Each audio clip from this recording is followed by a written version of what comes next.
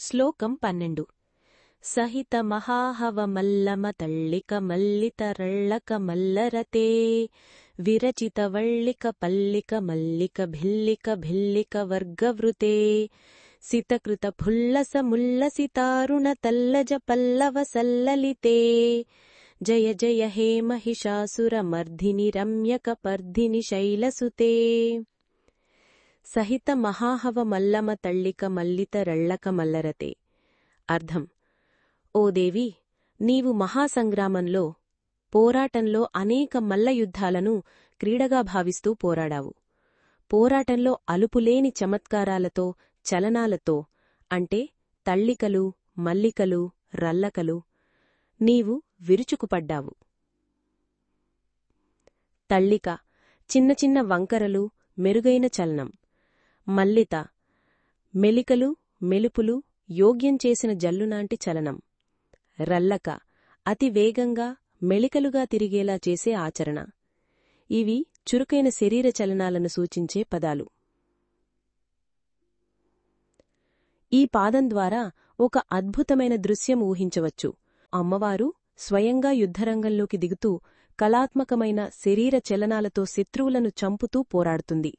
యుద్ధం చేసినా అది క్రూరంగా కాకుండా దేవికి తగిన తేజోమయమైన తత్వంతో పరాక్రమాన్ని చూపుతుంది.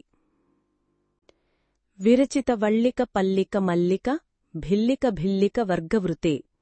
అర్థం: నీవు పల్లెల్లో, తోటల్లో ఉండే మల్లిక, వళ్ళిక, భిల్లిక అంటే అడవి తెగలు వంటి వర్గాలలో నివసిస్తూ వారికి శరణు ఇచ్చేదానివిగా ఉన్నావు. సితకృత ఫుల్ల సముల్లసితారుణ తల్లజ పల్లవ సల్లలితే. అర్థం: నీ స్వరూపం తెల్లని పువ్వులులాగా ప్రకాశిస్తోంది. నీవు పల్లవాలు అంటే లేత చిగురాకుల మధ్యలో తేలిపోతూ తిరుగుతున్నట్లుగా అందంగా, మృదువుగా దర్శనమిస్తావు. జయ జయ హే మహిషాసురమర్ధిని రమ్యకపర్ధిని శైలసుతే. శ్లోక సారాంశం: ఈ శ్లోకంలో దుర్గాదేవి యొక్క వీరత్వం, సౌందర్యం మరియు జనసామాన్యంపై ఆమె యొక్క ఆప్యాయత మూర్తిరూపంగా చూపబడింది. ఆమె యుద్ధంలో నాట్యమూ చేస్తున్నట్లు ధైర్యంగా పోరాడుతుంది. మరోవైపు ఆమె సౌందర్యం మల్లెలవలే ప్రకాశిస్తోంది. ఆమె అడవిలో నివసించే భిల్లుల వరకు పరిరక్షణ కలిగించే తల్లి. యుద్ధవీరత, మృదుత్వం రెండూ సమంగా ఉన్న మహత్తర స్త్రీశక్తి రూపమే అమ్మవారు. శ్లోకం 13 అవిరల గండగలన్ మదమేదుర మత్త మతంగజరాజపతే త్రిభువనభూషణ భూతకళానిధి రూప పయోనిధి రాజసుతే ఐ సుదతీజనలాలస మానసమోహన మన్మధరాజసుతే జయ జయ హే మహిషాసురమర్ధిని రమ్యకపర్ధిని శైలసుతే. అవిరల గండగలన్మద మేదుర మత్త మతంగజరాజపతే. అర్థం: ఓ దేవి, నీ నడక మత్తులో ఉన్న గజరాజు నడకను పోలి ఉంటుంది. అంటే నీ నడక గంభీరంగా, మత్తుగా, ఆకర్షణగా ఉంటుంది. త్రిభువన భూషణ భూత కళానిధి రూప పయోనిధి రాజసుతే. అర్థం: నువ్వు మూడు లోకాలకు ఆభూషణము, అలంకారము. నీ రూపం అన్ని కళలకు నిధిగా, రూపసాగరమైన సముద్రుని కూతురిలాగా అనగా లక్ష్మీదేవిలాగా కనిపిస్తుంది. ఐ సుదతీజనలాలస మానస మోహన మన్మధరాజసుతే. ఓ అమ్మా, అందమైన యువతులు కూడా నీ సౌందర్యాన్ని చూడాలని మనసారా కోరుతారు. నీవు మన్మధుని కుమార్తెల ఆకర్షణ శక్తిని కలిగియున్నావు. జయ జయ హే మహిషాసురమర్ధిని రమ్యకపర్ధిమి శైలసుతే. శ్లోక సారాంశం: ఈ శ్లోకంలో అమ్మవారి నడక, సౌందర్యం, ఆకర్షణ శక్తి గురించి వర్ణించబడింది. ఆమె నడక గజరాజున తలపిస్తోంది. ఆమె రూపం మూడు లోకాలను అలంకరిస్తుంది. ఆమె అందం యువతుల హృదయాలను ఆకర్షిస్తుంది. అదే సమయంలో అమ్మవారు మహాశక్తిశాలి అయిన దేవత కూడా.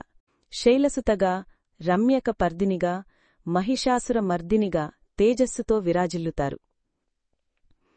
శ్లోకం 14 కమల దలామల కోమల కాంతి కళా కలితామల భాలలతే సకల విలాస కళా నిలయక్రమ కేలీ చలత్ కలహంసకులే అలికుల సంకుల కువలయ మండల మౌలి మిళద్ భకులాలికులే జయ జయ హే మహిషాసురమర్ధిని రమ్యకపర్ధిని శైలసుతే కమలదలామల కోమల కాంతి కళా కలితామల భాలలతే. అర్థం: నీ ముఖంమీద మెరిసే కాంతి తేనెలో ముంచిన పద్మదళంలాగా శుభ్రంగా, మృదువుగా, నీలిమగా ఉంటుంది. నీ నుదుటిమీద ఉన్న తిలకం అంటే లలాటలత కళలతో నిండిన పవిత్రతను సూచిస్తుంది. సకల విలాస కళా నిలయక్రమ కేళీచలత్ కలహంసకులే. అర్థం: నీవు సకల కళల నివాసం. నీ చుట్టూ చక్కగా తిరుగుతూ క్రీడించే హంసలు నీ లీలలకు ఆకర్షితమవుతాయి. అలికుల సంకుల కువలయ మండల మౌలి మిలద్భకులానకులే. అర్థం: నీవు తలలో ధరించిన పూవుల యొక్క మధుర సుగంధానికి ఆ చుట్టుపక్కల తేనెటీగలు ఆకర్షితమై తిరుగుతా ఉంటాయి. శ్లోకసారాంశం: ఈ శ్లోకం అమ్మవారి రూప సౌందర్యాన్ని కవిత్వంగా వర్ణిస్తోంది. ఆమె నుదురుమీద ఉన్న తిలకం పద్మధరెల్లాగా మృదువుగా, కాంతివంతంగా కనిపిస్తుంది. అమ్మవారు సకల కళల నివాసం. ఆమె చుట్టూ హంసలు క్రీడిస్తుంటాయి. ఆమె ధరించిన పూలమాలల చుట్టూ తేనెటీగలు మధుర సుగంధానికి ఆకర్షితమై విహరిస్తాయి. ఇంత అందం మరియు ఆకర్షణతో కూడినది మహిషాసురమర్దిని అని పిలువబడే దుర్గాదేవి. శ్లోకం 15.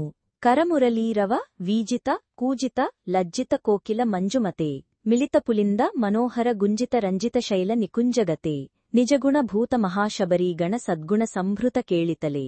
జయ జయ హే మహిషాసురమర్దిని రమ్యకపర్ధిని శైలసుతే కరమురళీరవ వీజిత కూజిత లజ్జిత కోకిల మంజుమతే. అర్థం: అమ్మవారు వేణుగానం వినిపిస్తుంటే ఆ మురళి నుంచి వచ్చే సంగీతం కోకిలిల గానానికన్నా అందంగా, కోకిలులు కూడా సిగ్గుపడేలా చేస్తుంది. ఆమె మాధుర్యమైన స్వభావాన్ని, గానాన్ని చూపించే వాక్యమిది. మిలితపులింద మనోహర గుంజిత రంజిత శైల నికుంజగతే. అర్థం: అడవిలో ఉండే వనితలు నీకు సేవ చేస్తూ ఉన్నారు. నీ ప్రభావంతో ఆ పర్వత ప్రదేశాలు ఆనందంగా మారాయి. నిజగుణభూత మహాశబరీగణ సద్గుణ సంభృత కేళితలే. అర్థం: శబరి వనవాసులు తమ సహజమైన సద్గుణాలతో ఆమెను సేవిస్తారు. వారి మహత్తర గుణాలచేత పరిపూర్ణులై ఉంటారు. అటువంటి సద్గుణ సమృద్ధి ఉన్న ప్రాంతాల్లో అమ్మవారు క్రీడిస్తారు. శ్లోకసారాంశం: ఈ శ్లోకంలో అమ్మవారి గాన సౌందర్యం, ఆమె భక్తులు ఉండే వనప్రాంతాల్లో ఆమె సన్నిధి, ఆమె చుట్టూ భక్తులు సద్గుణాలతో ఎలా ఉన్నారో భావములతో చెప్పబడింది. ఆమె సంగీతం కోకిలులు కూడా సిగ్గుపడేలా చేస్తుంది. అడవిలో ఆమె భక్తులు ఆమెను ప్రేమతో సేవిస్తారు. ఆమె సద్గుణాల తేజస్సుతో ప్రకాశిస్తుంది. శ్లోకం 16. కటితట పీత దుకూల విచిత్ర మయూఖ తిరస్కృత చంద్రరుచి ప్రణతసురాసుర మౌళిమణి స్ఫురద్ధంశుల సన్నఖ చంద్రరుచి జితకనకాచర మౌళి పదోర్జిత నిర్భర కుంజర కుంభకుచి.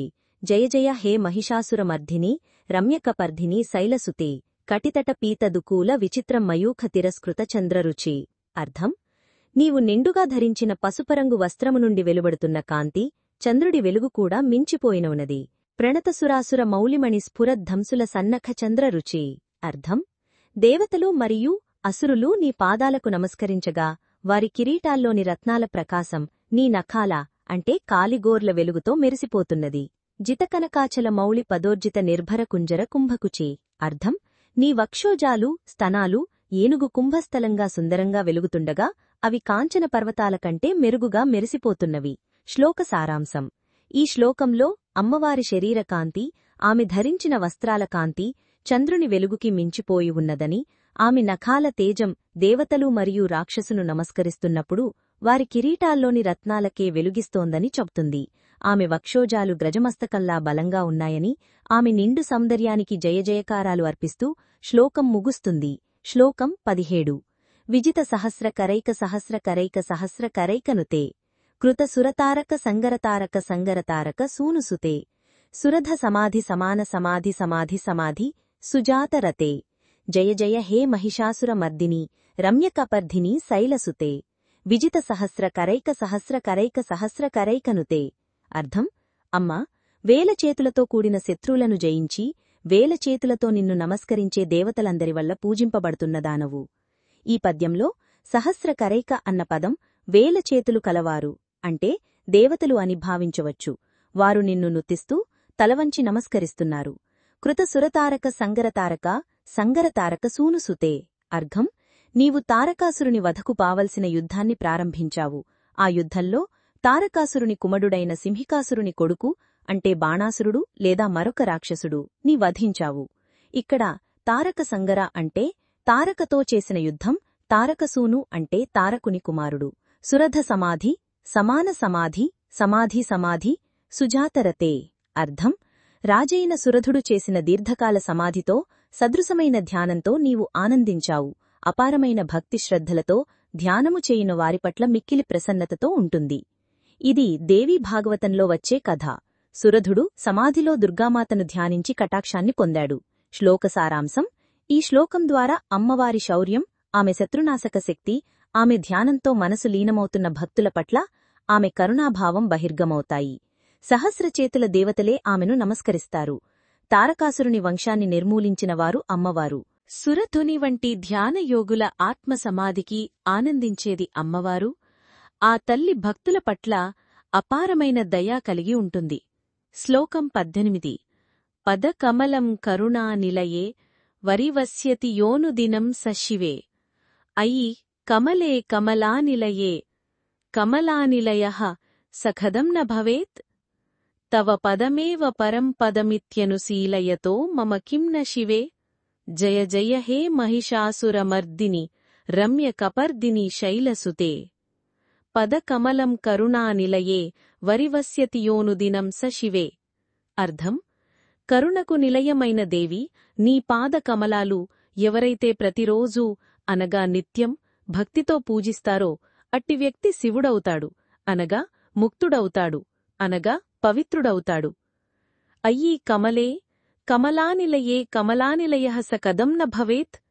అర్థం: ఓ కమలాకాంతమూర్తి, ఓ లక్ష్మీ సమానమైన తల్లి, నీ సేవలో ఉన్నవాడు ఎలాగ లక్ష్మీ నివాసమైనవాడిగా ఉండడు చెప్పు. ఇక్కడ కమలే అంటే కమలపుష్పంలాంటి నీవు, కమలానిలయే అంటే లక్ష్మీ నివాసమైన స్థానంలాంటి నీ సన్నిధి. తవ పదమేవ పరం పదమిత్యనుశీలయతో మమ కింన శివే. అర్థం: నీ పవిత్ర పాదాలనే పరమపదంగా భావించి ధ్యానించే నాకు శివతత్వం లభించదా? శ్లోక సారాంశం: ఈ శ్లోకంలో భక్తుడు అమ్మవారి పాదాలు సేవనే పరమపదంగా భావిస్తూ ఆమెపై నిత్య భక్తి కలిగినవాడికి మోక్షం లభిస్తుందని స్పష్టంగా చెప్పబడుతుంది. అమ్మవారి అనుగ్రహం పొందినవాడి జీవితం లోకానికి ఆదర్శంగా మారుతుంది. దివ్యత్వం, కమలలాంటి సౌందర్యం, శాంతి, కరుణ, శక్తి అన్ని కలిసిన రూపమే అమ్మవారు. శ్లోకం 19. కనకల సత్కల సింధుజలైరను సించినుతే గుణరంగభువం భజతి సకింన సచీకుచకుంభ తటీపరిరంభ సుఖానుభవం. తవ చరణం శరణం కరవాణిన తామరవాణి నివాసి శివం. జయ జయ హే మహిషాసురమర్దిని రమ్యకపర్దిని శైలసుతే. కనకల సత్కల సింధుజలైరను సించినుతే గుణరంగభువం. అర్థం: కనక బంగారు పూత కలిగిన పవిత్రమైన సింధు సముద్ర జలాలతో, తీర్థాలతో నీ గుణాల మంచి రంగస్థలాన్ని తర్వాత వాక్యంలో చెప్పే పాదపద్మాలను అభిషేకించే భక్తుడు భజతి సకింన సచీకుచకుంభతటీ పరిరంభ సుఖానుభవం. అర్థం: అటువంటి భక్తుడు నీ పాదాలను అభిషేకించినవాడు సచీదేవి యొక్క వక్షోజాలను ఆలింగనం చేసుకున్న ఇంద్రుడు పొందిన అనుభూతిలాంటి అనుభవం పొందలేడా? అది భౌతికంగా కాదు, భక్తుడు పొందే పరమానందాన్ని దేవేంద్రుడికి లభించే అనుభూతితో పోలుస్తున్నారు. తవ చరణం శరణం కరవాణి నతామరవాణి నివాసి శివం. అర్థం: దేవతలు భక్తులు తలవంచే నీ పాదాలను నేను శరణు పొందుతున్నాను. నీవు శివస్వరూపిణి. జయ జయ హే మహిషాసురమర్ధిని రమ్యకపర్దిని శైలసుతే. శ్లోక సారాంశం: ఈ శ్లోకంలో భక్తుడు అమ్మవారి యొక్క మహిమను చెబుతూ, నీ పాదాలకు బంగారం వంటి పవిత్ర జలాలతో అభిషేకం చేసే భక్తుడు దేవేంద్రునికి లభించే సుఖానుభూతి కన్నా గొప్ప అనుభూతిని పొందుతాడు. అందుకే ఓ జగన్మాత, నీ పాదాలను నేను ఆశ్రయిస్తున్నాను. జయ జయ హే మహిషాసురమర్దిని రమ్యకపర్దిని శైలసుతే. శ్లోకం 20. తవ విమలేందుకలం వదనేందుమలం సకలం నను కూలయతే కిము పురుహూత పురీందుముఖీ సుముఖిభిరసౌ విముఖీ క్రియతే మమతు మతం శివనామధనే భవతీ కృపయా కిముత క్రియతే. జయ జయ హే మహిషాసురమర్దిని రమ్యకపర్దిని శైలసుతే. తవ విమలేందు కలం వదనేందుమలం సకలం నను కూలయతే. అర్థం: ఓ విమలరూపిణి, నీ ముఖచంద్రుని నుంచి ప్రసరించే కాంతి వల్ల అశుద్ధి అనగా చెడుతనం అంతా నశించిపోతుంది. నీ ముఖకాంతి ద్వారా జగమంతా శుభంగా మారుతుంది. కిము పురుహూత పురీందు ముఖీ సుముఖి భీరసౌ విముఖీ క్రియతే. అర్థం: స్వర్గలోక దేవతలు ఎంతటి సౌందర్య స్వరూపముగలవారైనా నీ ముఖకాంతి ముందు వారి సౌందర్యం వెలవెలపోతుంది. మమతు మతం శివనామధనే భవతీ కృపయా కిముత క్రియతే. అర్థం: నాకు మాత్రం శివుడు అనే నామమంత్రాన్ని ఎప్పటికీ భజిస్తూ ఉండడమే గొప్పధనం. దీనిని నీ కృపవల్ల సాధించగలను. నాకు నీ కృప దక్కితే ఇంకేమి కావాలి. జయ జయ హే మహిషాసుర మర్దిని రమ్యక పర్దిని శైలసుతే.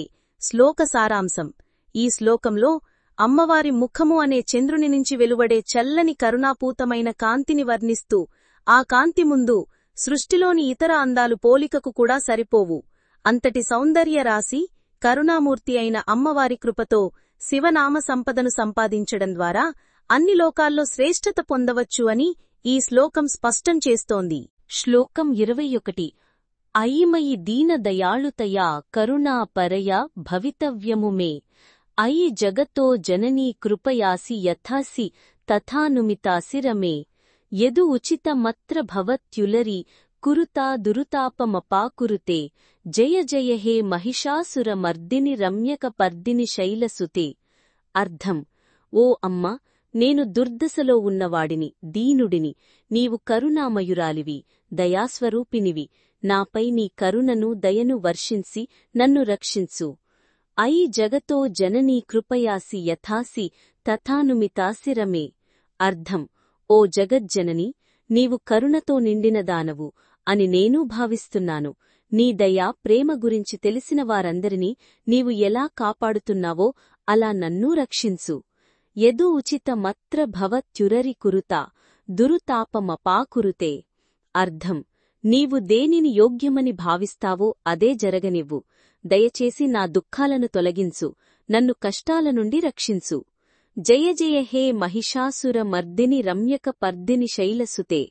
ఓ మహిషాసుర మర్దిని, అందమైన జటాధారిణి, పర్వతరాజిని పుత్రిక, నీకు విజయము కలగని, నీ మహిమకు వందనాలు. శ్లోక సారాంశం: ఈ శ్లోకంలో భక్తుడు అమ్మవారిని దయగల తల్లిగా ధ్యానిస్తూ తన మీద కరుణ చూపమని, తన బాధలను తొలగించమని ప్రార్థిస్తున్నాడు. అమ్మవారి దయే అన్ని పాపాలను హరిస్తుందని, తనకు యోగ్యమైన దీవెనలే ఇవ్వమని వినయంగా అంటున్నాడు. నీవు జగజ్జననివే, నాపై దయ చూపించు. నాకు ఏమి అవసరమో నీకే తెలుసు. దయచేసి నా దుఃఖాలను తొలగించు అనే ఒక భక్తిపూరిత శరణాగతి ఈ శ్లోకంలో వ్యక్తమవుతోంది.